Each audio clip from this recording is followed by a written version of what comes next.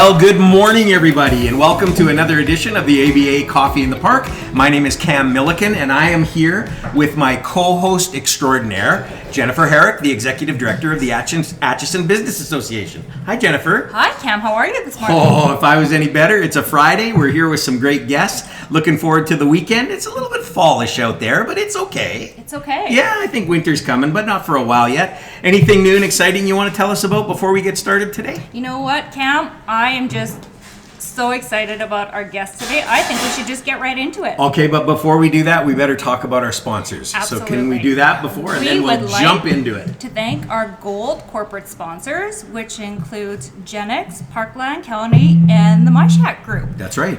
They are gold corporate sponsors, and we thank them profusely for all of the support of the Atchison Business Association. And without them, we would not be able to do what we do. And this is an exciting episode.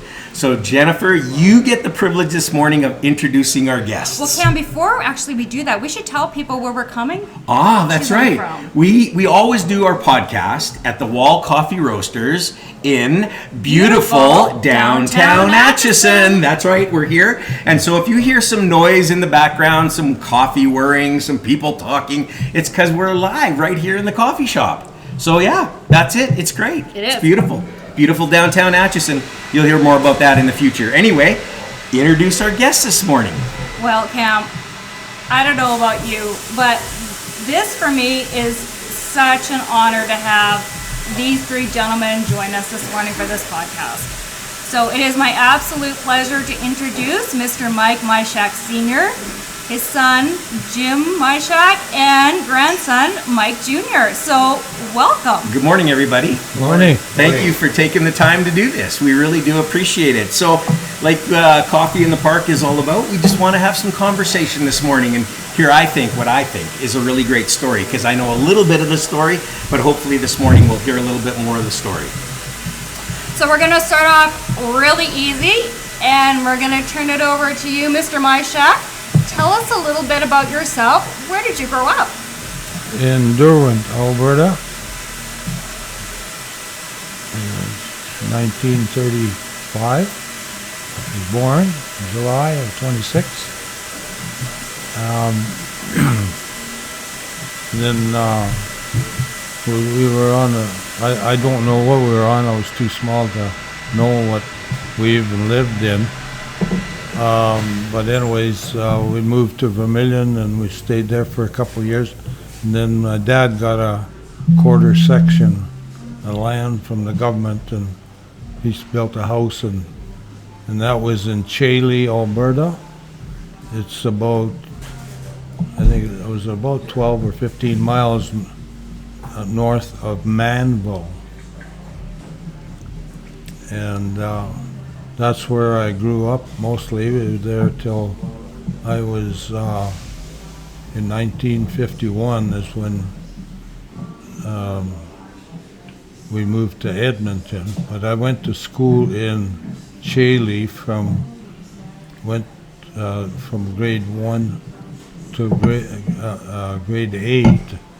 I passed into grade 9, and we moved to Edmonton in 51, and I missed some school because my dad wanted me to stay and finish the harvest on the land, and so I missed 3-4 weeks of school. But anyways, I went to school that year, and when I got my report card, I failed.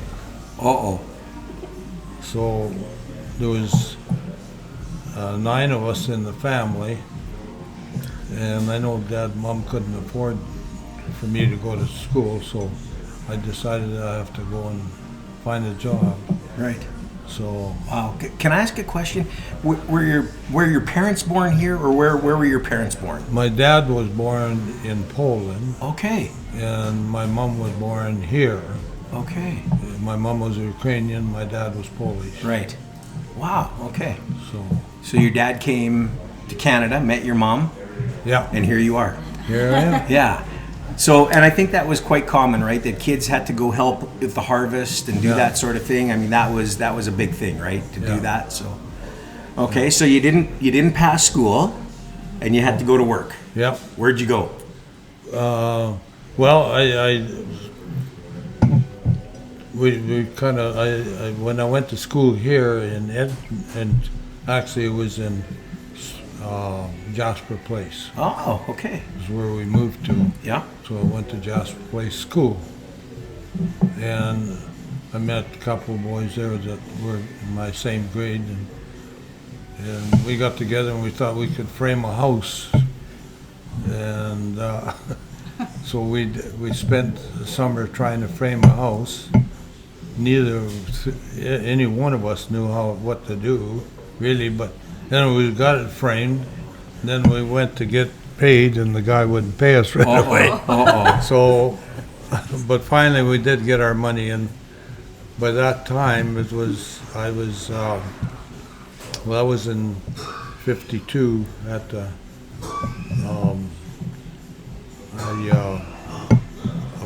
I went and worked for the CN in the roundhouse. Okay, yeah. And I cleaned the engine out with a coal burner.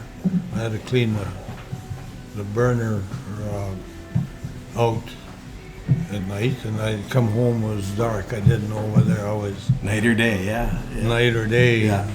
It was terrible because we didn't have a washroom in the house that we were in. So in Jasper Place there was no water and sewer at the time, so we had to get the water hauled in. So, Wow. but anyways, we made it. So Yeah. 9 of us lived in that 960 square foot home. 9 people in a 960 Yeah. square foot home. Yeah. Really? Yeah. Wow. But anyways, we got by, and so when I worked for the CN in the roundhouse, I wanted to go braking. So, but I couldn't go to work right away until I was 18 on the road. So I went and took my test before I was 18 years old. So when the day I turned 18, I went to work for the CN. And it was a perfect timing of the year because most of the engineers and the brakies, the older people were taking their holidays, so they were short of help. So they kept me pretty busy till Right. the end of November, and then they laid me off because all the older fellas come back. Wow. Yeah, we used to, like I say, go to Wabman and back and get $17 and thought we were in heaven. $17 for the day. For the day. Not an Not an hour. hour, people, for the day. That's great. $17 a day. I love it. Wow. Was that a lot of money? Was that Well, it was big Decent money amount, for us. yeah. For me, it was anyways. for sure? Yeah. You know, and I don't know. I remember paying mom and dad $40 a month for board and room, Yeah. Wow. but that was fine. And you know, mom, she tried to go and work too at a cafe, but it was just too much to do at home. And Yeah. so Yeah. So how long were you with CN then? that was it. That was That it. was it. That was I- done. Okay. I went to work.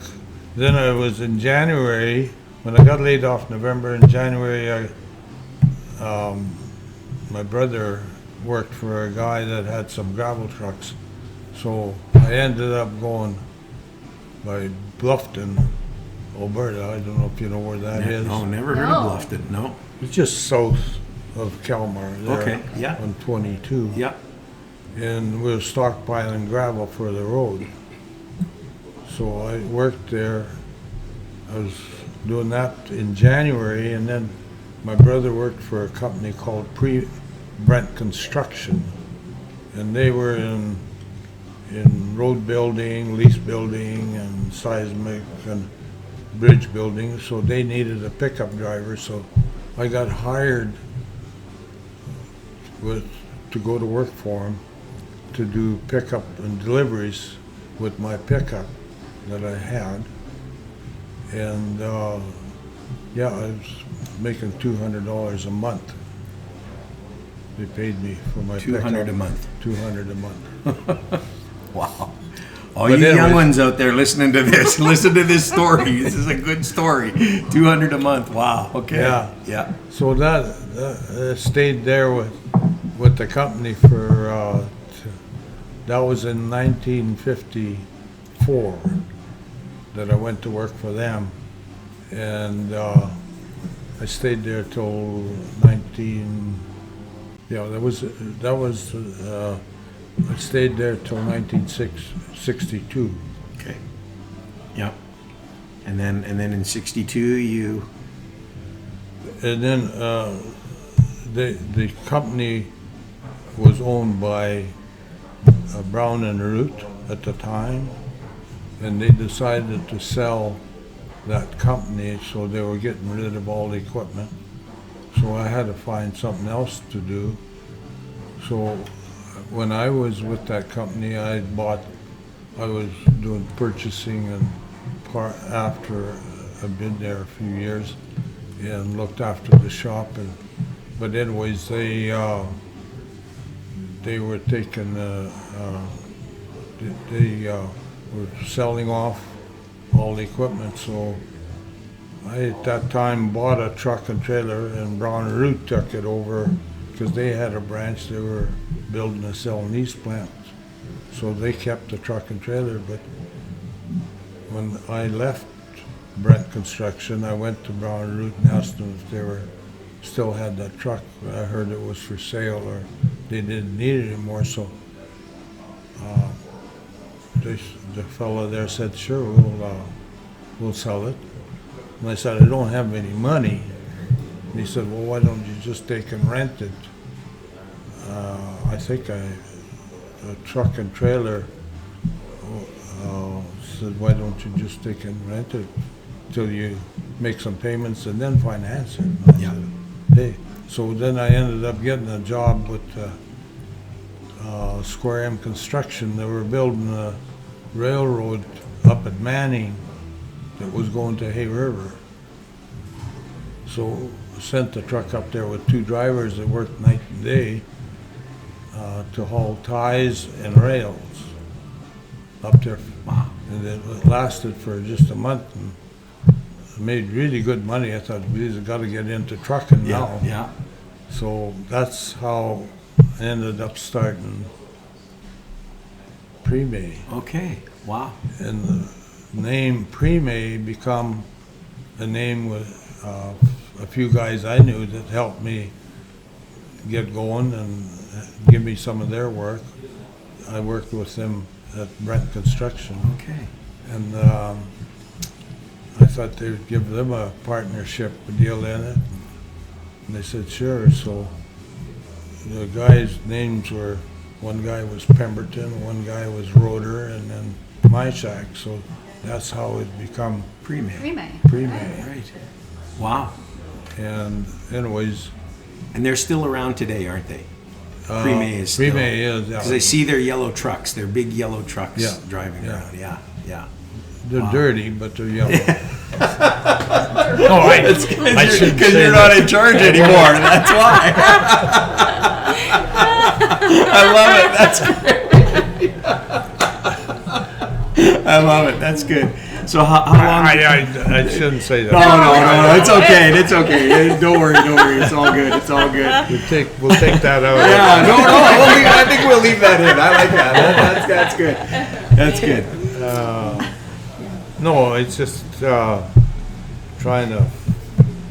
But anyways, what happened was that we were together. We were going to go into the rental business, scrapers and cats, and do some trucking.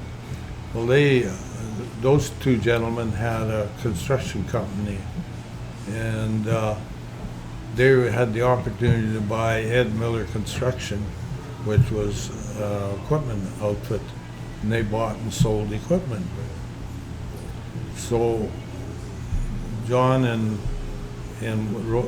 Walter Roeder, they said, well, we can't be in partners with me because we'd be direct competition to the company they're just buying. Right. So they just said, well, why don't you just take the company over and get the shares transferred to me and carry on, and we'll still be friends. Right. So that's how I ended up with that. And, but anyways, that's that was in '64. So, we went along till '71, '72, and the economy went for a real Yes. dip. Yes, Alberta was terrible. Yeah. Tanked. Yeah. And we had, I think, we had a couple of our own trucks, 3 or 4 trucks of our own, but we had a bunch of leased operators. Oh, okay. And we were hauling a lot of equipment for everybody around Alberta, because we were pretty active at that time. Yeah. Yeah. So, it was, when the downturn come, I had like $90-some thousand receivables, but it was $50-some thousand I couldn't get paid for, because everybody went broke. They couldn't pay me because there was no Right. work. Right. And that's the way it went. Yeah. So I ended up selling 70% of the company to another fellow that used to work for Brent Construction before I got there. And one of the guys that I knew well was a mechanic for Walter Staley. So when I was in trouble, I went and talked to my friend, and he said, well, why don't you go see Walter Staley? And I said, okay. So I went over there, and I said, we'll offer 70% of the company, Yeah. but I need some money to continue. So he said, how much do you need? And I said, well, I need $30,000 for 30%, which wasn't very much money, but in those days it was quite a bit. Yeah, I yeah. mean, the rates weren't that great, $11 an hour, truck and trailer and the driver. But anyways, Oh, for the good old days again. yeah. But anyways, Walter, and he said, well, how much money do you need right now? And I said, well, anything to pay the leased operators. So he called to his secretary, he says, Goldie was her name, and he said, Goldie, get me my checkbook. So he wrote out a check for $20,000, handed it to me. He said, go pay your bills. He says, go see your lawyer, go see your banker, or whatever. But he said, when you get the paperwork, come back and I'll give you the balance, $10,000. So this was in '72. Then, so we went along and had money. Walter was very wealthy. He was a very good business guy, Right. a good guy. Right.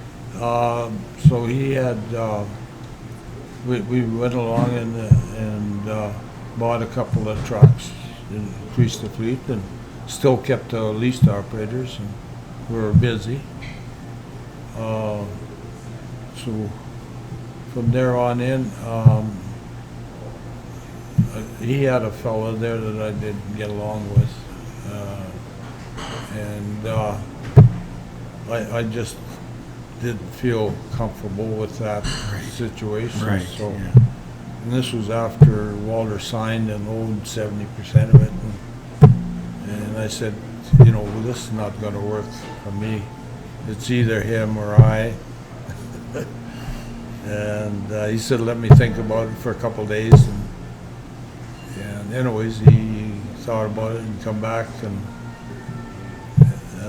in the meantime, in the background, I was trying to find somebody to buy that 70% share. Right. Right. So Walter said, well, what do you want for that 70% share? And I said, well, we had the bookkeepers there look at it. And I said, well, it looks like we have to give you about $150,000. So said, fine. Well, I said, good, I'll take that. He said, you go ahead to the bank and make a deal. So in the meantime, I had taken on a partner, Jim St. Clair, and made a deal with the bank and paid Walter off and continued working with Walter and stuff. And we moved to another shop. Actually, Walter built a shop and we moved into that one. Paid him for the rent on that one, so he was happy that way. So that's how we ended up back. And then in the meantime, in those few years, we also took on 4 more of our key people and give them some shares in that company. So Right. it was going well. We got into the big moving heavy vessels and stuff, and then in 1994 decided I was going to retire. Thought I had enough money to retire on. So we offered it to Mullins. The Mullins bought the company. Murray was very good about the deal. We all like to get a little more, but he was fair. And from there on in, we sold the company in '94, and we had 3 companies we sold them. We had pre-May equipment, we had pre-May sales and rentals, and we had pre-May pipeline hauling. Okay. So pre-May equipment was the trucking company. Pre-May sales and rentals was a company that had equipment rentals. And pipelines, strictly Right. pipeline, haul, Yeah. string and pipe and hauling Yeah. pipe. And we had separate prices for each company when we sold out. And Murray come by one day. Actually, I was on the board, on the Mullen board for 2 years. But I didn't really like that position. It wasn't where I wanted to be. Right. But anyways, I thought, well, shit, I'll just retire. But found out there wasn't enough money In retirement. to retire. So, anyways, Murray come by and he said, well, we don't want to be in the rental business. Mullins didn't want to be in the rental business. They'd rather sell the rental end of it off, because they did a lot of hauling for different people and stuff. He said, well, do you want to buy it back? And I said, sure. I got a hold of Jimmy here, my son, and got with him, and he said, by all means, why don't we buy it back? And we bought it back for just about the same amount of money we paid for it. Wow. And started Myshak Sales and Rentals. And I went home that night and told my wife about it. And I said, well, I don't know what the hell we're going to call this company. And we had different names and shit. And she says, well, why don't you just say Myshak Sales and Rentals or something? She said, that would be good. So that's how we ended up calling it Myshak Sales and Rentals. Wow. It was because of my wife. And So can I interrupt you there for a minute? Tell us about your wife. Yes. I'm curious. But you haven't got all day. because I know, and I think we all know around the table, well, we'll say it publicly anyway, that behind any great man, there's a great wife. And so tell us a little bit about her. Where did you meet her? How did that all happen? Oh, I don't really want to go there. Oh, no, okay. How long have you been married? Yes, how long have you been married? Yeah. I think 67 years. 67 years. Incredible. Yeah. Yeah. And obviously she was behind you and Oh, supported still you. is. Yeah, yeah, Yes, that's for sure. Couldn't be without her. yeah. I'd get in trouble. How many children do you have? We had 2. Okay. Jimmy and the daughter Elaine. Right. They had 9 grandchildren. They had 9 children. We have 31 great. Well, actually, altogether we got 46 great grandchildren. 46. 46. Yeah, and Wow. we're on the 5th generation. Yes. Wow. We've already got 5 kids on our 5th generation, and 1 more in the oven. What a legacy. What a fantastic legacy. That's incredible. So now you've started Myshak, which is a good name, easy to remember for your company. What happened? Take us there. What happened? Well, yeah, like I said, I gotta give Jimmy credit because he's been the big push on keeping me straight, Right. and not selling the company. But anyways, no, it's been great, and I really gotta say that the success of us is no doubt the family, but the employees.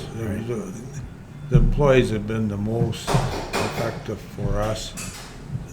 We've been very fortunate to have the employees we have. I don't think we'd be where we're at without them, or I know we wouldn't be. Right. So, no, it's been, it's been really good in there. And we hope that we're doing the right thing by putting something in their genes too. So it seems to be working all right. I know when we had pre-May, we tried to start company P32, which we had 32 employees. We tried to say that we'll buy shares in that and stuff, but let's face it, things were tough. And Sure. hard to ask somebody that's struggling with, to ask them for $50 a month. Yeah. It just wasn't there. But we started something different with that, and I think we've done the right thing by taking on more shareholders in our company. Sure. So tell us a little bit about family, working with family. How is that? Do we have to go there? Well, Jim has just stepped away from the table for a minute. He'll be back, I know. Mike's still sitting here. Because I think people are curious how it all works. So here comes Jim. So we'll maybe pose that question to Jim. Yeah, exactly. Jim. Yes. We just asked, and your dad didn't really want to answer that question.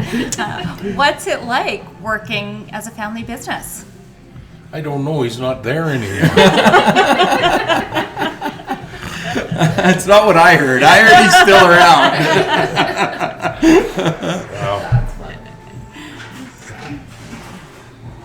Yeah, that is a good question. It's hard to. No, I don't know anything different. So Right. yeah, that's what it's all. Yeah. Is it difficult at times? Is it? I what think kind of every- relationship do you have with your dad in order to move He forward? talks and I listen. Yeah. Pretty easy. You're a good son. You're a good son. Yeah.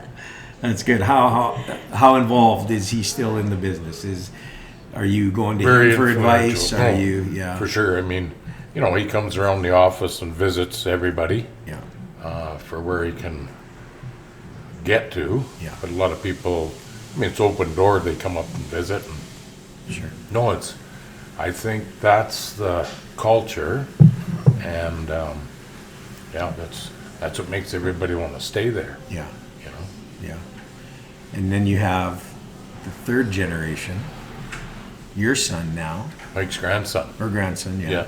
So how's that all work? How is, I mean, I think people are just curious how the Myshak name just keeps carrying on in business. Mike, what's it like working for the family? It's good. It's you have your good days and your bad days, right? Some days it's tough love, and the next day it's a wealth of information and knowledge that is getting passed down. So Yeah. same as Jim, you sit there and you listen and you try to absorb as much as you can like a sponge, because they went through that school of hard knocks and they've learned their lessons, and trying to get me not to make the same ones they have. So, Right. Yeah. Yeah. but it's good. And the company has grown exponentially over the years. How many employees now? It's 400 and some, 400 400. and some employees. Wow. 400. yeah. That's And amazing. That is- 410 was it, or, it might be a little more right now. Yeah, depending on the projects, we're probably either 500 or just a little over today. Right. All over Canada, all over Mostly Western Canada. Western Western? Canada. Yeah. Yeah. But we've been north to Alaska. Yeah. We're currently supplying gear there. Right. We've been as far south as Texas, Cuba. We've been as far east as PEI. Wow. Yeah. All over. Yeah. Yeah. I think anybody who's driven down Highway 16A. 16A, if you're coming through Atchison, the thing that sticks out more than anything else is the Myshak cranes are sitting there, and it's impressive. It's very, very impressive, and what you guys have done is incredible. And then you drive, for me anyway, drive around the city. I see all the construction happening, the LRTs and those kinds of things. I see your equipment sitting there, and I got to be honest with you. I'm gonna be totally honest. I drive by and I see a Myshak crane, and I go, I know them. I think that's pretty incredible. I just think it's awesome. So Well, in the city, when you see a Myshak crane, you know who was the cheapest bidder. we won't get into that here. So yeah, we'll save that for another show. But yeah. So maybe talk a little bit about how you think business has changed over the years. Maybe from when you first started to now. Have you seen a big shift in the way people do business? Oh, yeah, there's a big shift in people, trying to get good people and bad, there's definitely, and the regulations now are really getting to be horrible. There's one thing I think we're very fortunate we have, and I don't know whether we should even mention, but we have a union shop and a non-union shop, and they're working together, Right. Right. which Wow. is, I don't know. Not always the case I sometimes. know. I've actually never heard of that. That's pretty incredible, actually. Well, we had our non-union transportation group renting, well, they both rent from the parent company, but we had union operators and non-union teamsters, Right. which is unheard of to work It is. together. Yeah. Yeah. That's incredible. Wow. Well, you're doing something right then, because that's not always a great synergy together. So that's pretty incredible. Yeah. Yeah, I remember hearing you one time.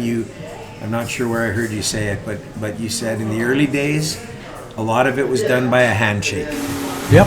and that was your word, and your word was your word.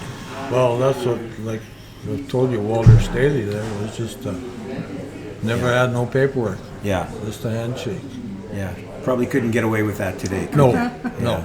But I've always remembered when you said that. I thought that's pretty incredible.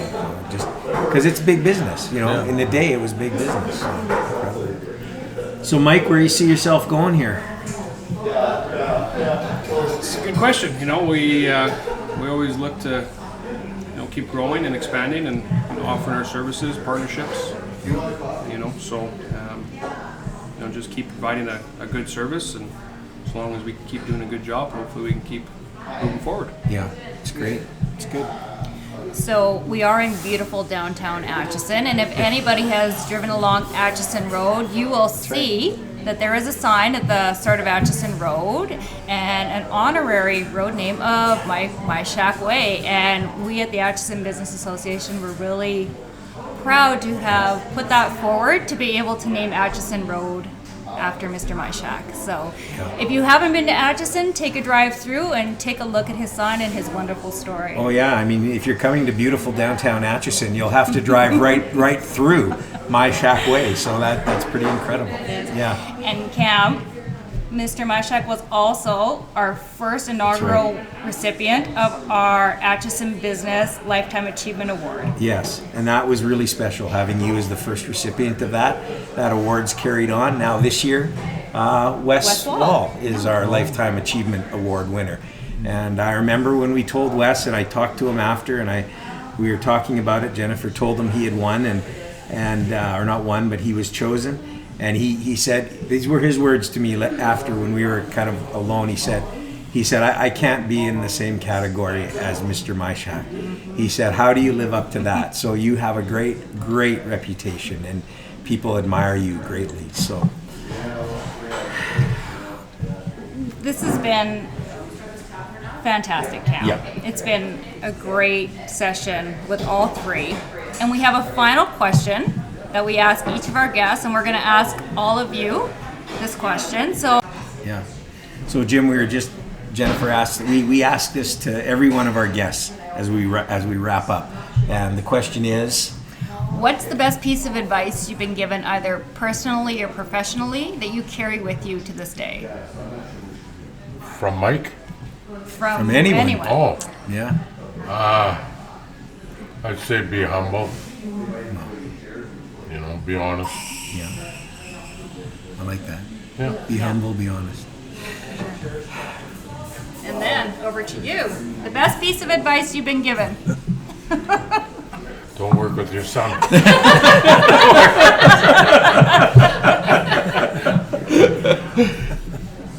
I'm trying to get him to retire, but he won't. Yeah. You notice he didn't ask me where I was going to go.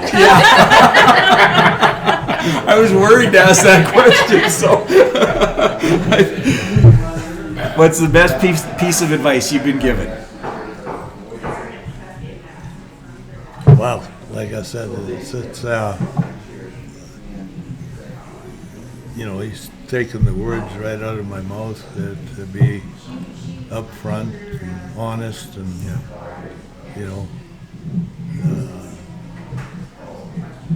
that's about all. Yeah. Wow. That's Don't great. stop working. Don't stop working. Don't stop working. And I've gotten to know Mike a little bit better, and really appreciate working with him, and have hung around you guys a little bit here and there. And I can say that you are humble people. You are caring people. We see that in you, and you are great business people. That's for sure. But you do it with humility and humbleness, and that's his wife calling, saying it's getting close to lunch. Where are you? No, just kidding. So I just want to say, we just want to say thank you so much for doing this. Thank you. So this is episode 13. When Mike told me that you, Grandpa, when you and Jim agreed to do this, I phoned Jennifer. I ran out onto the thing over there, and I phoned Jennifer, and I said, you won't believe it. They agreed to do it. I'm so excited. And so thank you. Yeah, absolutely. We really appreciate you sharing your story with us. And I think our listeners are going to love it. Yeah. But thank you, everybody. Thank you, MyShacks, for joining us. Thank you. Everybody, really appreciate it. And remember, wherever you get your podcasts, just download, tell your friends, tell your family, tell your business partners, tell your enemies, tell everybody about ABA Coffee in the Park podcast. We really appreciate you listening. Thanks, everybody. See you next week.